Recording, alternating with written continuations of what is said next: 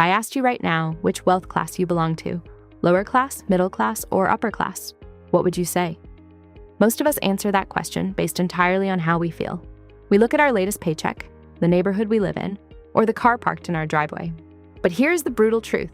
Wealth class has absolutely nothing to do with any of those things. True wealth comes down to one single cold, hard number, your net worth. When you actually sit down and run the math, most people discover they aren't nearly where they think they are.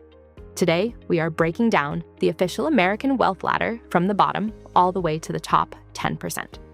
We're going to look at the real data, see how your net worth stacks up when adjusted for your age, and map out exactly what it takes to climb to the next level. The trap of high income, low net worth. Before we start climbing, we have to clear up the biggest misconception in personal finance. Your income is not your wealth. Your paycheck is simply the cash flowing through your life. Your wealth is what stays behind. That is your net worth. To calculate it, you take everything you own, your savings, retirement accounts, investments, and home equity, and subtract everything you owe, your student loans, car loans, mortgages, and credit card debt. That final number determines where you stand on the wealth ladder. To see how this trap plays out in real life, let's look at the numbers of someone named Suzanne. Suzanne is 34 years old, works as a marketing manager, and earns a fantastic salary of $85,000 a year. After taxes, she takes home about $5,200 every single month. She lives in a beautiful $1,600 a month apartment, drives a clean 2022 sedan, and comfortably throws a little bit of money into her company 401k every month. Suzanne feels solidly, comfortably middle class.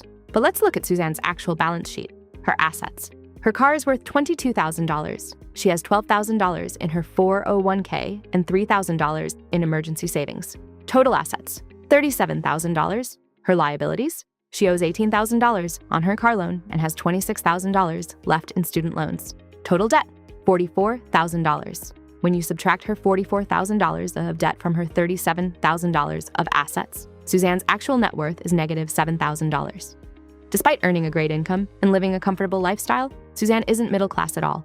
Statistically, she is in the bottom 25% of American households.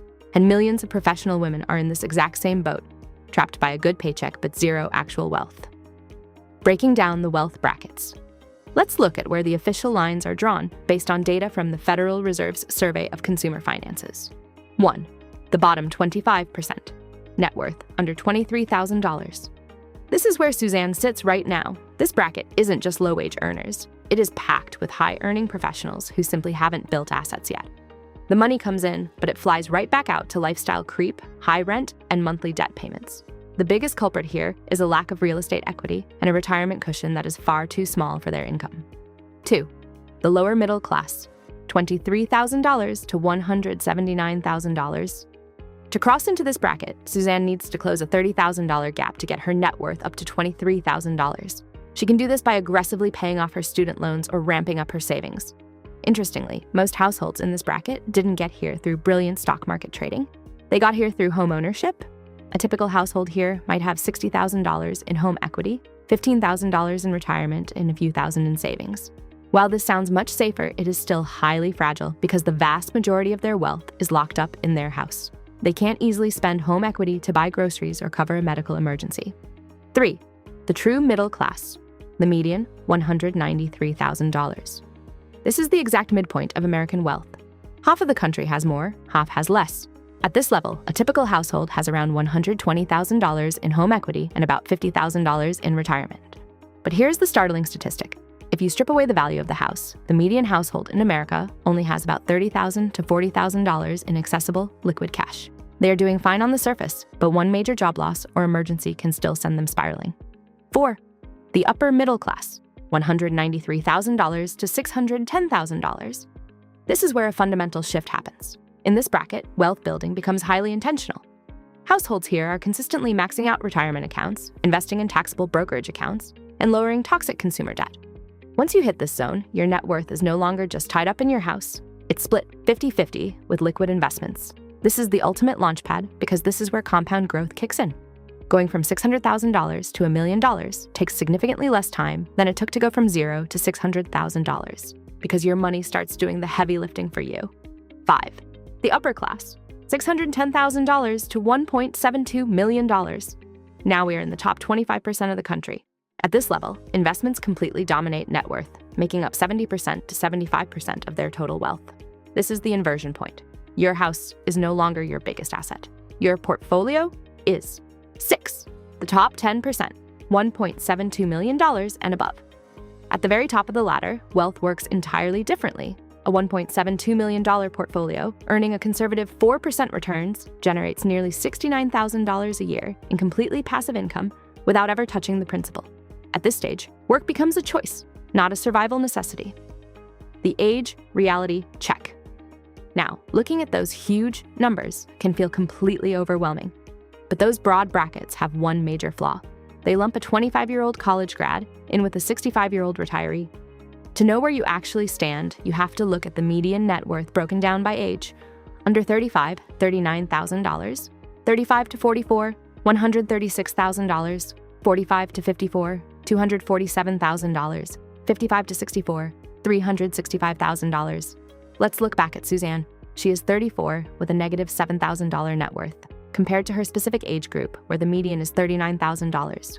She is roughly $46,000 behind her peers. But knowing this context gives her the ultimate roadmap to fix it. A 30-something who is behind has decades of compounding time left to completely rewrite their financial story. 3 paths, 3 destinies. Let's look at exactly how Suzanne's life can play out over the next 20 years based on the choices she makes today. Path 1, the default route.